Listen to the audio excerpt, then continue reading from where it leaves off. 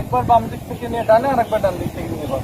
এটাতে যেটা হয়, এই পুরো শরীরে যতগুলো মাংসপেশি, আমাদের হাড় আছে, আমাদের ভেতরে যে অর্গানস গুলো আছে, এর ভেতরে টুইস্ট আমরা করি। আমরা এখন ওই যে পেটের একটা করেছিলাম না, খালি পেটে পেটটাকে ঝাঁকুনি দেয়া, আমাদের পেটকে কি কখনো আমরা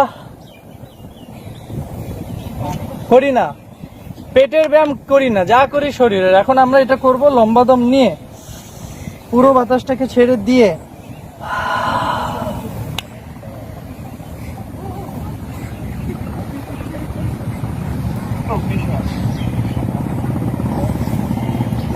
অগ্নিশ্বাস করবো। তাহলে কি হলো, লম্বা দম নিয়ে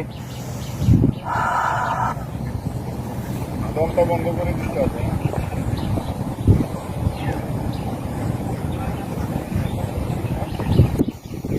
দমটা বন্ধ রেখে, যেহেতু এখন আমরা কিছু খাইনি, পেট ফাঁকা, এরপরে আমরা পেটটাকে টেনে ধরবো। এখন আমরা পেটটাকে টেনে ধরবো, আবারও দম নিয়ে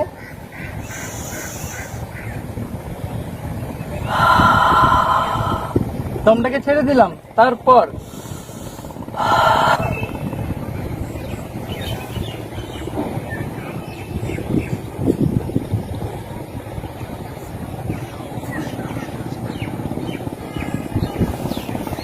এরপরে নৌলি ক্রিয়া যেটা ছিল, এটা আমরা দেখে রাখি। পেট শক্ত করতে পারি তো আমরা সবাই, মানে এখন যদি আমি কাউকে ধাক্কা দিই, পেটটা তো নরম থাকবে না, পেটটাকে তো শক্ত করব। ধাক্কা দিলে আপনাকে যদি ফেলে দেওয়া হয়, আপনি নিজেকে বাঁচানোর জন্য কি করবেন? এটাকে তো শক্তই করবেন। একটা পা পিছনে দিয়ে নিজেকে কি করবেন? শক্ত করবেন না, পেটটাকে তো শক্তই করতে হবে। এই নৌলিটা হচ্ছে উড্ডয়নে গিয়ে এই শক্তটা হবে। যেমন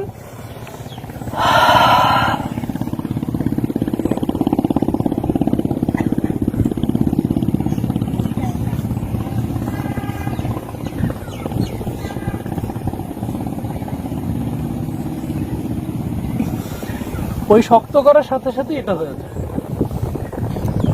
হ্যাঁ, এইটা আপনাদের গাট হেলথের জন্য ভীষণ ভীষণ ভীষণ ভালো। আমরা জানি যে আয়ুর্বেদে আমরা আমাদের ওয়ার্কশপে কি শিখেছি, আমাদের কর্মশালায়, যে খাবারটা যেন বিভিন্ন ভাবে যেন ভালো মতন ডাইজেস্ট হয়।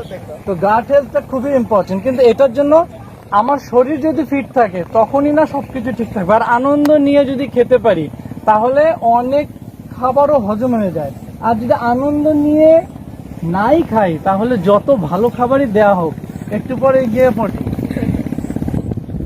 সবই বের হয়ে যাবে ব্রেনে। হ্যাঁ, এবার আমরা লাফিং টাইম করবো, সেটা আমরা বেশি চাপ করবো। এইভাবে যাবো আর